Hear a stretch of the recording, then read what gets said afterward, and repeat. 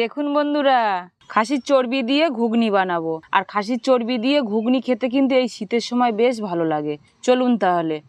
প্রথমে মটরটা গোটা গরম মশলা, তেজপাতা, লবণ দিয়ে প্রেসার কুকারে সিদ্ধ করে নিয়েছি। এখন লবণ হলুদ দিয়ে আলুটা ভালো করে ভেজে নেব। এখন তেল দিয়ে গোটা জিরে, শুকনো লঙ্কা ফোড়ন দিয়ে আদা, রসুন, পেঁয়াজ, টমেটো, ধনে জিরে গুঁড়ো, হলুদ গুঁড়ো, লঙ্কার গুঁড়ো, লবণ, একটু জল দিয়ে কষে ধুয়ে রাখা চর্বিটা দিয়ে আরেকটু কিছু সময় ধরে কষে সিদ্ধ করে রাখা মটর, ভাজা আলুটা দিয়ে আরো কিছু সময় কষে নিয়ে তারপরে জল দিয়ে নামানোর আগে গরম মশলা, ধনেপাতা দিয়ে নামিয়ে নেব। ভিডিওটি ভালো লাগলে অবশ্যই কমেন্ট করবেন।